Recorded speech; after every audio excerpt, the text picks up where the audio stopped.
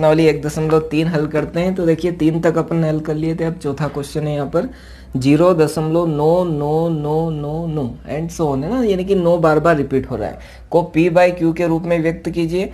क्या आप अपने उत्तर से आश्चर्यचकित है? तो पहले तो अपन इसका आंसर निकाल लेते हैं। तो यहाँ पर आपको दिया है 0.9999 एंड सो ऑन है ना। तो इसको मान लेते हैं पहले, माना कि x बराबर 0.9999 एंड सो क्लियर है। अब इसको x मान लिया। अब देखिए यहाँ पर बार बार 9 ही रिपीट हो रहा है, यानी कि एक ही अंक रिपीट हो रहा है, तो दोनों पक्षों में अपन 10 से गुणा कर देंगे ना। तो दोनों पक्षों में 10 से गुणा, तो इधर भी 10 से गुणा करेंगे और इधर भी करेंगे है ना। तो देखिए ये तो हो गया 10x। अब यहाँ पर एक अंक दशमलव पीछे खिसक जाएगा, यहाँ पर 1 0 है, तो ये यहाँ किसके का, तो 9.9999। अब 4 बचे, अपन एक और बढ़ा लेंगे ना, क्योंकि सुविधा के अनुसार घटाने में अच्छा रहेगा, क्योंकि ये 3 डॉट का मतलब ये 9 बार बार आ रहा है। तो अब देखिए इसको मैं नाम दे देता हूँ समीकरण नंबर 2 और इसको नाम दे देते हैं अपन समीकरण नंबर 1।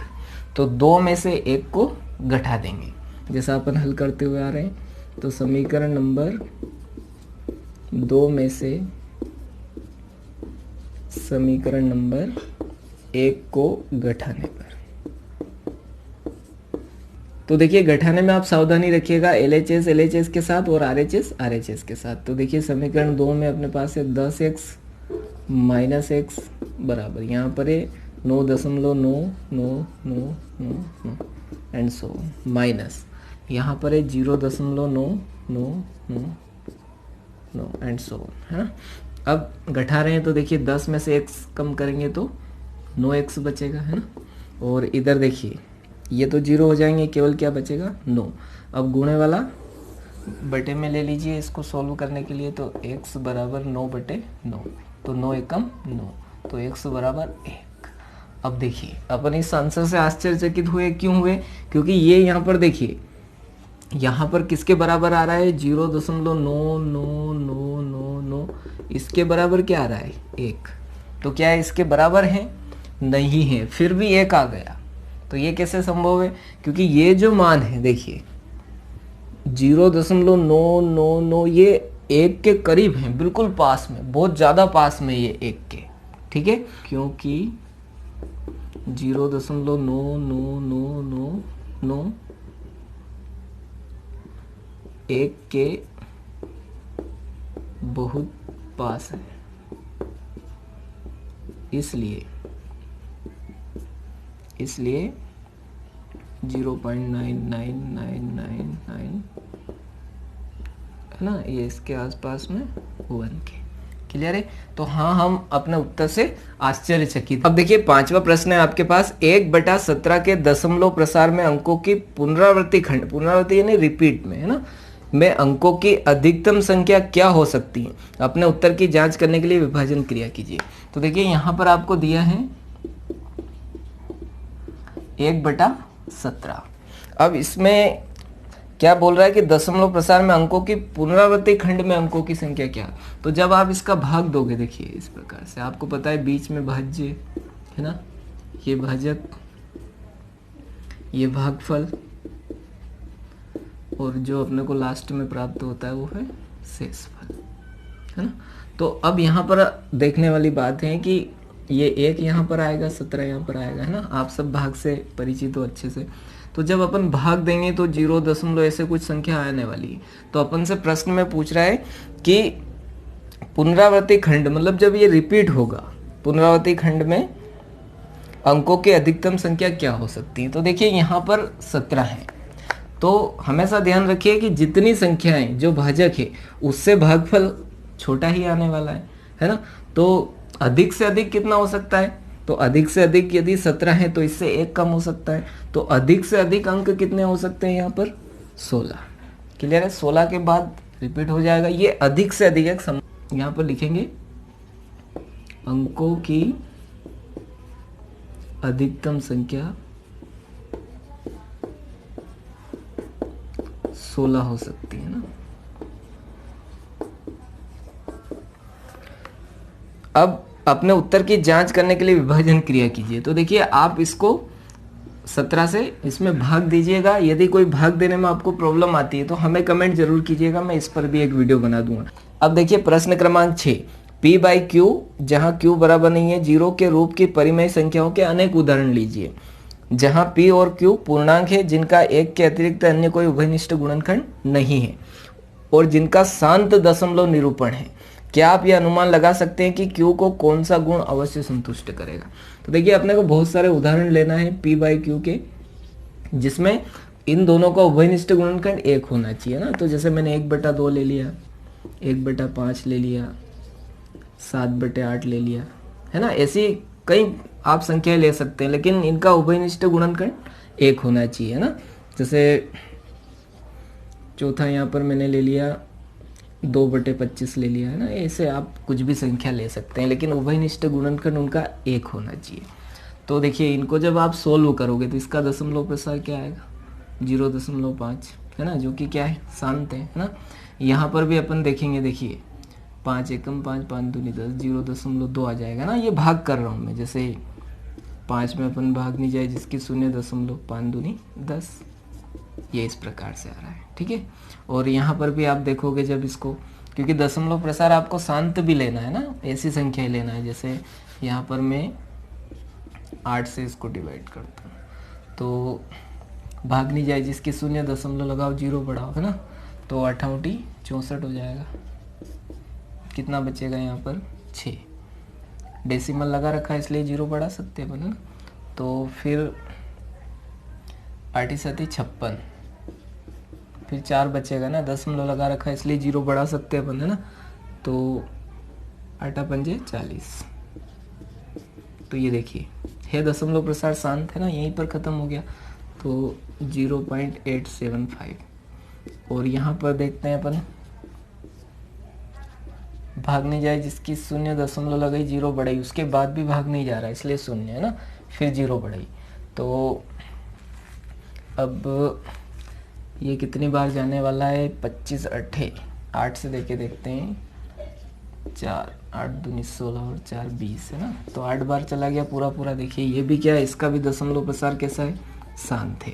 लेकिन अपने को ये संख्याएं तो लेना ही थी। इसके साथ में देखिए कंडीशन क्या है, अनेक उदाहरण लीजिए जहां P और Q पूर्णांक है जिनका एक के अतिरिक्त अन्य कोई उभयनिष्ठ गुणनखंड नहीं है। तो अपन ने ऐसी संख्या ले ली जिसका शांत दशमलव निरूपण, तो देखिए शांत दशमलव भी निरूपण है इसका। फिर आगे क्या है, क्या आप ये अनुमान लगा सकते हैं कि Q को कौन सा गुण अवश्य संतुष्ट करेगा। अब अपने को हर देखना है सभी के 2, है ना। 2 के गुणनखंड क्या होने वाले, 2। 5 का गुणनखंड 5 ही होगा। 8 के गुणनखंड क्या हो जाएंगे, 2 × 2 × 2, है ना। और 25 के हो जाएंगे 5 × 5, ये नीचे वाला देख रहे हैं अपन, है ना।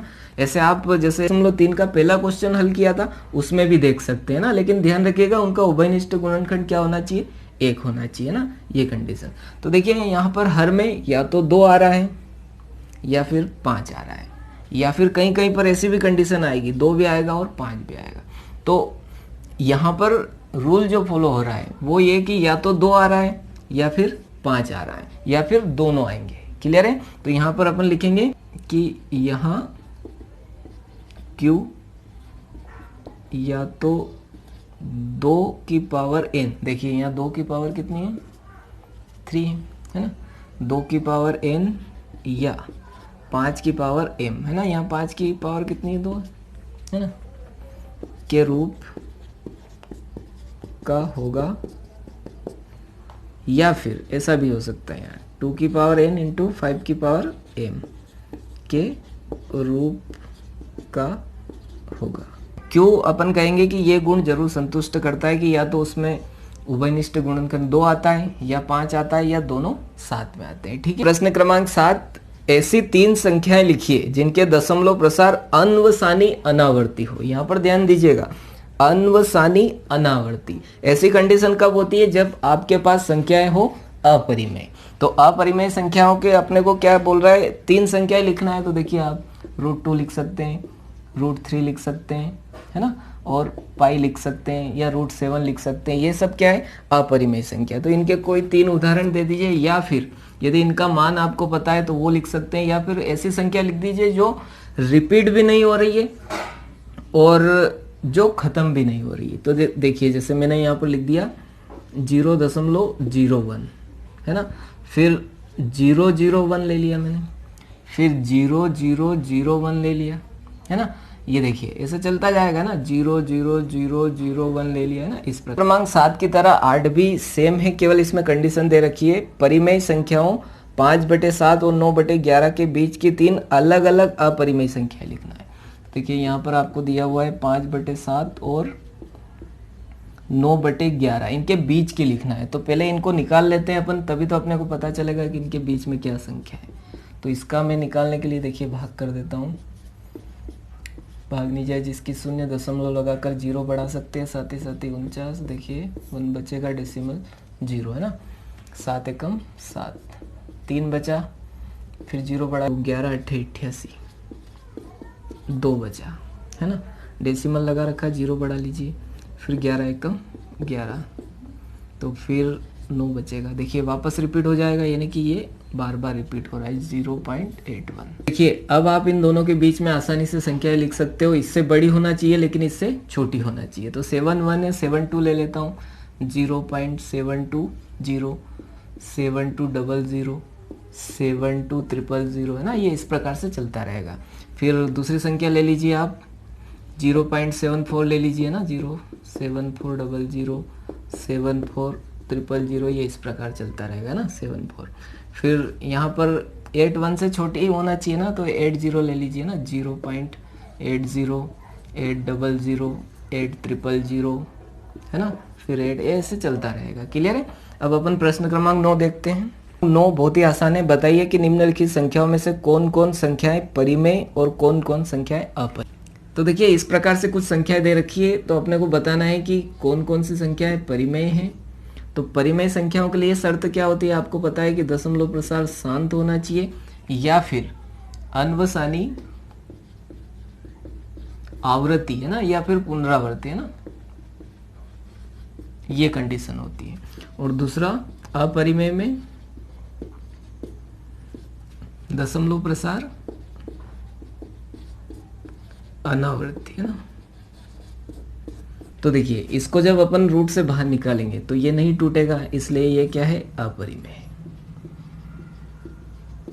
अब 225 आपको पता है बाहर निकल जाएगा ना, जब इसके गुणनखंड करोगे ना आप तो आसानी से 225 बाहर निकल जाएगा। ये क्या आ जाएगी, परिमेय संख्या आ जाएगी है ना।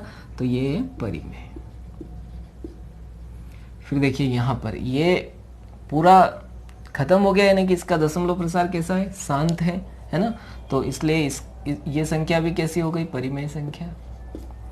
अब यहाँ पर देखिए, यहाँ पर डिवाइड चल रहा है लेकिन संख्या क्या हो गई, रिपीट हो गई, यानी कि इसके ऊपर बार आ गया वापस। ये कैसा है, अनुसानी पुनरावृत्ति है। इस कंडीशन में संख्या क्या होती है, परिमेय।